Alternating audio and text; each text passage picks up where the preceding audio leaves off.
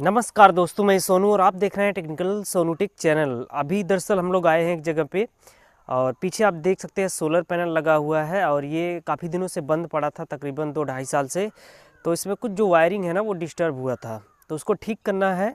और इस वीडियो में मैं आपको बताऊंगा यहाँ पे जो सोलर पैनल है इसका कनेक्शन कैसे करते हैं, उसके बाद बीओसी वोल्टेज क्या होता है, साथ में यहाँ पे इन्वर्टर भी लगेगा। ये दरअसल 10 किलोवाट का सेटअप है। कनेक्शन बैटरी का यहाँ पे पैरेलल होता है, सीरीज होता है, कैसे आप करेंगे, कौन कौन सी सावधानियाँ आपको बरतनी चाहिए, चाहे आप ये पैनल का कनेक्शन कर रहे हों या फिर चाहे वो बैटरी ही क्यों ना इंस्टॉल कर रहे हों।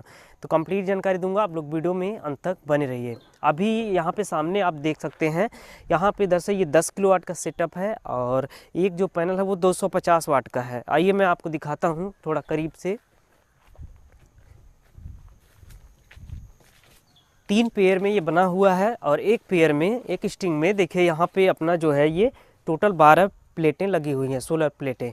एक जो प्लेट है ये 250 वाट का है, मैं आपको दिखाऊंगा अभी। तो यहाँ पे इस स्ट्रिंग में जो है यहाँ पे टोटल जो प्लेट है ना वो 12 प्लेट है। तो अगर कैलकुलेट करेंगे 250 वाट का एक पैनल है तो यहाँ पे जो 3000 वाट का ये होता है। तो टोटल जो है ना 3 है, तो अपना 10 किलोवाट का लोड ये हो रहा है, सेटअप 10 किलोवाट का। आइए पैनल के ऊपर जो इंस्ट्रक्शन है वो दिखाता हूँ मैं। ल्यूमिनस का ये सोलर पैनल है, सॉरी यहाँ पे कुछ ल्यूमिनस का है और कुछ एमएच का पैनल है। यहाँ पे ये उल्टा है, लेकिन मैं आपको इधर से दिखाता हूँ। अभी ये पैनल एमएच का है, उसके बाद मैं आपको दिखाऊंगा ल्यूमिनस वाला भी। तो सबका जो थोड़ा बहुत चेंजेस रहता है, अलग अलग रहता है। देखिए यहाँ पे लिखा है पीक पावर जो है यहाँ पे है 330 वाट मैक्सिमम, ये 330 वाट का दिखा रहा है पैनल। और पीक वोल्टेज यहाँ पे दिखा रहा है यहाँ पे 38.2 वोल्ट। फिर यहाँ पे एम्पियर करंट दिखा रहा है 8 एम्पियर। फिर यहाँ पे शॉर्ट सर्किट करंट दिखा रहा है 9 एम्पियर। ओपन सर्किट यानी कि बीओसी का मतलब देखिए, आप समझ लीजिए बीओसी का मतलब होता है ओपन सर्किट वोल्टेज, यहाँ पे 45 वोल्ट दिखा रहा है। उसके बाद यहाँ पे मैक्सिमम सिस्टम वोल्टेज 1000 है, ठीक है। तो ये रहा पैनल अपना। बीओसी वोल्टेज का मतलब होता है ओपन सर्किट वाला वोल्टेज। ये एमएच का पैनल है, ल्यूमिनस वाला मैं आपको दिखाता हूँ। तो अभी यहाँ पे देखा, ये जो दिख रहा है ना, यहाँ पे 12 प्लेट इसमें है और 12 पैनल इसमें है, 12 इसमें है। टोटल 36 जो पैनल है वो है, और एक पैनल 250 वाट का है। और कहीं कहीं पे जो है ना कुछ प्लेटें शायद ज़्यादा वाट की होंगी, तो इसलिए मैं आपको बताया कि ये 10 किलो वाट का सेटअप है। लेकिन कोई भी पैनल यहाँ पे 250 से लेके मैक्सिमम 350 वाट का होगा, उससे ज़्यादा यहाँ पे कोई भी नहीं है। तो टोटल जो सेटअप है 10 किलो वाट का है। ल्यूमिनस वाला ये देखिए यहाँ पे है। ल्यूमिनस वाले का क्या इंस्ट्रक्शन दिया है दिखाता हूँ मैं आपको। ये देखिए यहाँ पे दिया है, यहाँ पे मैक्सिमम पावर 270 वाट। उसके बाद मैक्सिमम जो यहाँ पे वोल्टेज दिखा रहा है 31.50, करंट मैक्सिमम पावर दिखा रहा है 8.7 एम्पियर। उसके बाद ओपन सर्किट बीओसी वोल्टेज देखिए 37.40 दिखा रहा है, और शॉर्ट सर्किट करंट जो है यहाँ पे है 9 एम्पियर में। तो ये रहा इसका इंस्ट्रक्शन ल्यूमिनस वाले पैनल का, देख लिया आपने अभी। अब जो हमारा यहाँ पे जो बैटरी लगी हुई है ना मेरे पास, अभी मैं आपको दिखाऊंगा बैटरी का कनेक्शन भी आप कैसे करेंगे। बैटरी मेरे पास जो टोटल बैटरी है वो 20 बैटरी है। तो ऐसे में 240 वोल्ट हो रहा है। 240 वोल्ट की बैटरी को चार्ज करने के लिए वहाँ पे हमें जो टोटल बीओसी वोल्टेज चाहिए ना वो चाहिए 600 प्लस, 620 630 से प्लस ही चाहिए, तभी वो प्रॉपर चार्ज कर पाएगा। तो अब यहाँ पे जो कनेक्शन है ना 2 ही तरीके से होता है, एक तो सीरीज में होगा और एक पैरेलल में होगा। देखिए यहाँ पे जो ये तीनों स्ट्रिंग बना है ना, 1 2 ये 3, तो ये वहाँ पे सबसे पहले वाले का तो सीरीज में कनेक्शन है। अब सीरीज या पैरेलल आप करेंगे अपने अकॉर्डिंग, कितना वोल्टेज आपको चाहिए, बीओसी वोल्टेज कितना चाहिए उसके अकॉर्डिंग जो है। एक का सीरीज बनाया, उसके बाद यहाँ पे जो है इसका सीरीज बनाना है, उसके बाद यहाँ पे ये दोनों को पैरेलल में डाला, फिर यहाँ भी इसको सीरीज में बनाने के बाद पैरेलल में डाला। तो टोटल जो यहाँ पे बीओसी वोल्टेज हमें चाहिए चार्जिंग के लिए वो 630 वोल्ट चाहिए। सीरीज और पैरेलल में होता है। अब सीरीज में जो है क्या होता है दोस्तों, सीरीज में वोल्टेज बढ़ता है, और जो पैरेलल कनेक्शन होता है उसमें क्या, उसमें एम्पियर बढ़ता है, यानी कि धारा बढ़ती है, विद्युत धारा बढ़ती है। तो देखिए यहाँ पे जो पैनल है ना ये डीसी डीबी बॉक्स है, 2 होता है, 2 जगह लगेगा।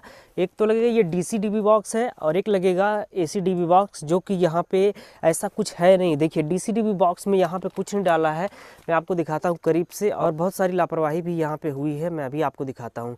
यहाँ पे कुछ भी नहीं है, देखिए यहाँ पे सिर्फ स्नाइडर का यहाँ पे एमसीबी डाल के रखा है बस। और यहाँ पे एसपीडी वगैरह ना ही अर्थिंग है, ना ही एसपीडी है, और ना ही ये पैनल का स्ट्रक्चर भी प्रॉपर तरीके से बनाया हुआ है। ये नीचे ही ऐसे ही फेंक दिया है पैनल को।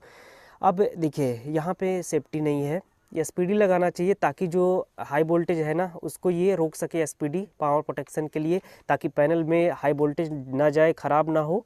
और जहाँ से ये सप्लाई जा रही है घर में वहाँ भी करंट ना फ्लो हो ज़्यादा, क्योंकि बारिश वगैरह में जब आसमान में बिजली गरजती है ना तो हाई वोल्टेज आने का खतरा रहता है, पैनल भी फूक जाएगा, वायरिंग भी फूक जाएगी।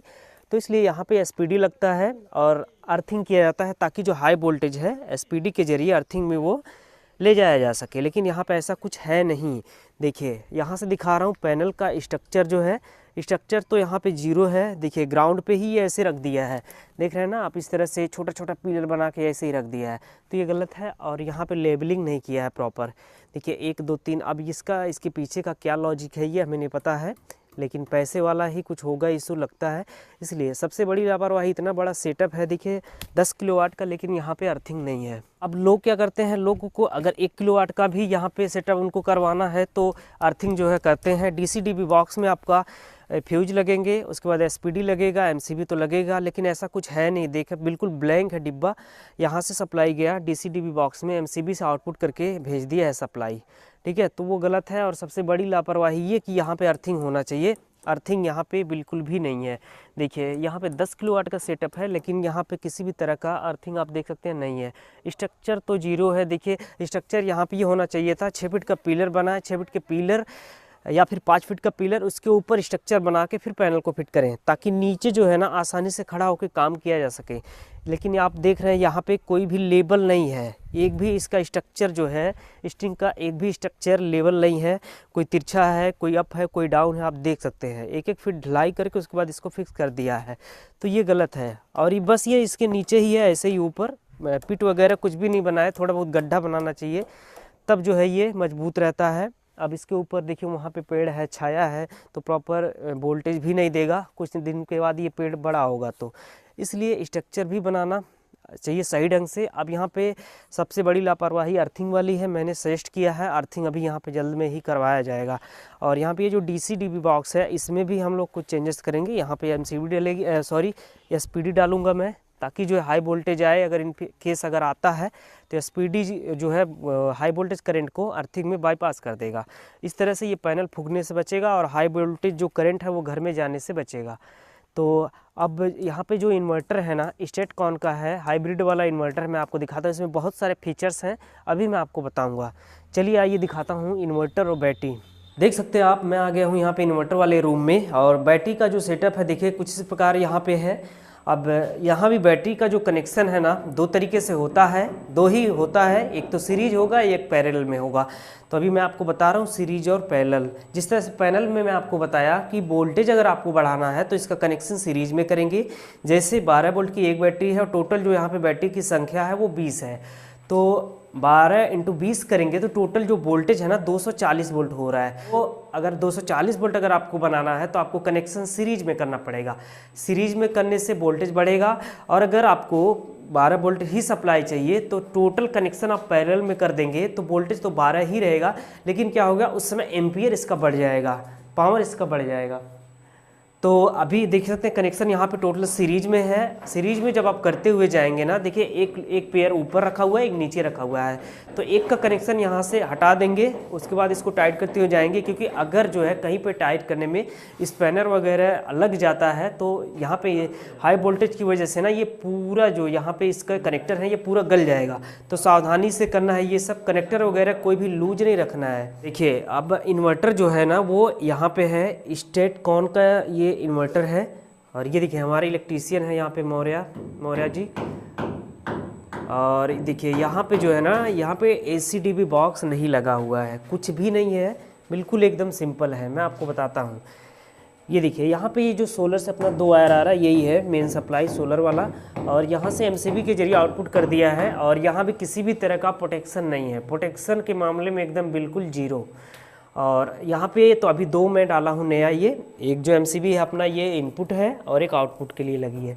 ये वाला इनपुट है चार्जिंग के लिए दे रहा है, और ये इन्वर्टर से जो आउटपुट सप्लाई हो रहा है उसके लिए एक एमसीबी हमने यहाँ पे डाल रखा है। अब जो यहाँ पे स्टेटकॉन का इन्वर्टर है ना वो देखिए यहाँ पे है। अब इसमें बहुत सारे फीचर्स है, प्रोग्रामिंग यहाँ पे बहुत ही तगड़ा है।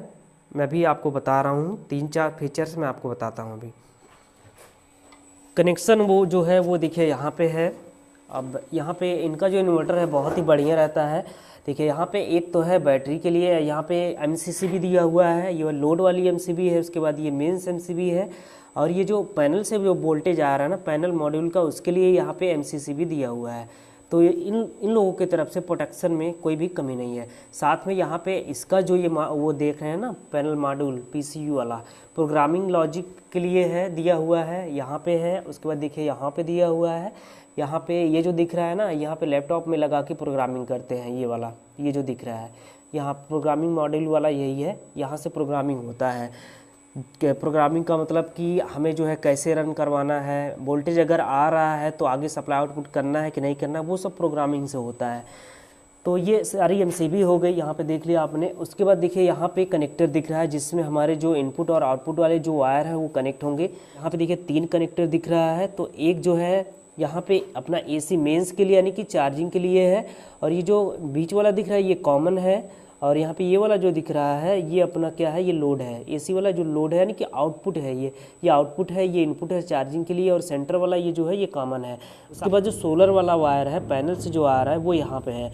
अब इसमें नेगेटिव पॉजिटिव है, रेड वाला पॉजिटिव होता है, ब्लैक वाला नेगेटिव है, जो कि यहाँ पे कनेक्ट है। अंदर का भाग देख लिया आपने। बाकी ट्रांसफार्मर पीछे है, मैं दिखा नहीं सकता, ट्रांसफार्मर इसका बहुत हैवी है।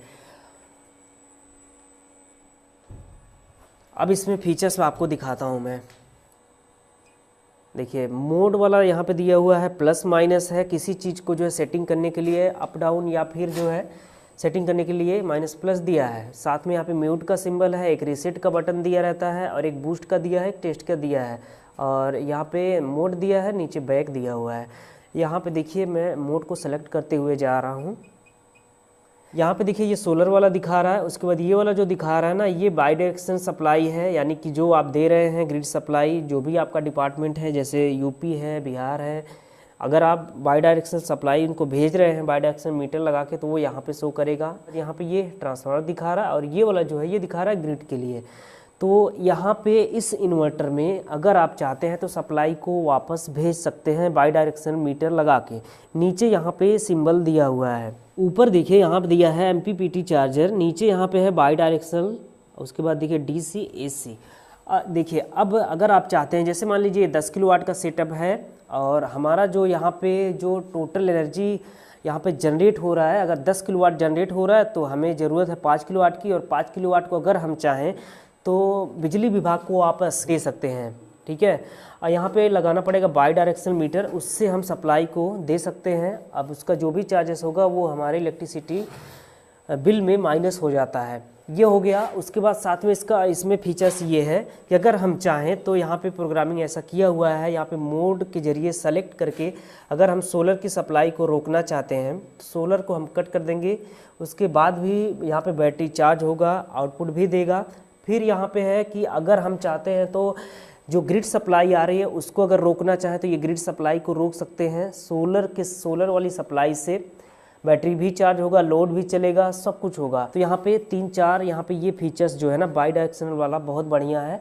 अब बाई डायरेक्शनल जो है सप्लाई को ग्रिड में बाई डायरेक्ट करने के लिए यानी कि भेजने के लिए यहाँ पे मीटर लगाना पड़ता है, बाई डायरेक्शनल मीटर, जो कि यहाँ पे है नहीं, यहाँ पे ऐसा कुछ है नहीं।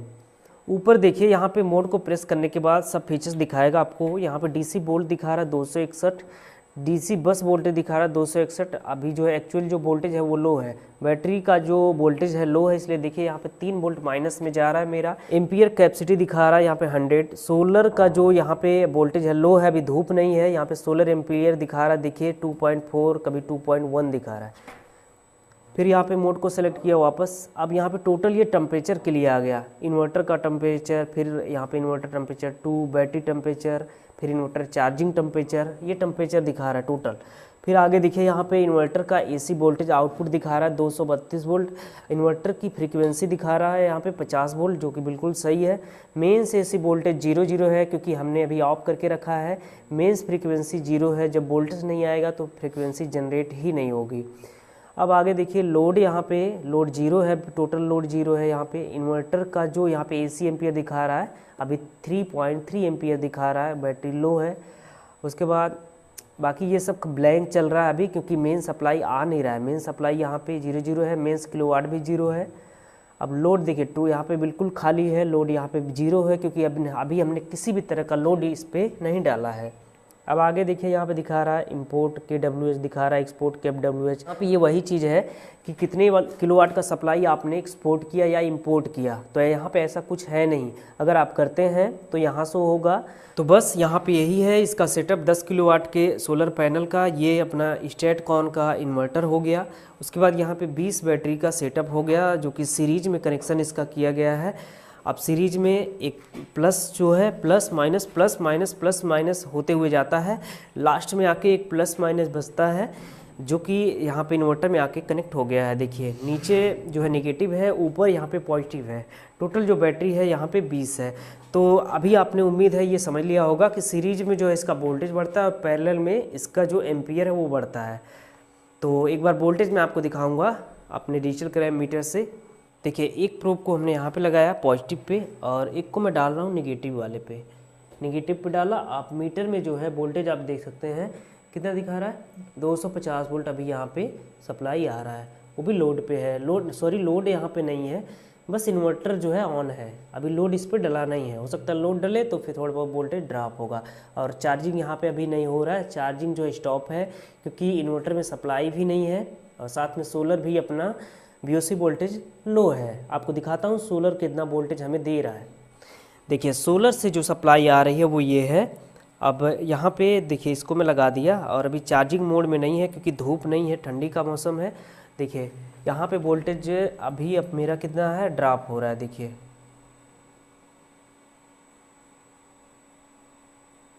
धूप नहीं है देखिए, लेकिन टोटल जो वोल्टेज हमें मिल रहा है ना, अगर मैं इसको इन्वर्टर को ऑफ करूंगा तो 400 वोल्ट मिल रहा है टोटल, जबकि ऐसा है नहीं। मुझे मिलना चाहिए 600 प्लस VOC वोल्टेज, 600 से ज़्यादा हमें मिलना चाहिए। 271 पे आके ये स्टॉप हो रहा है।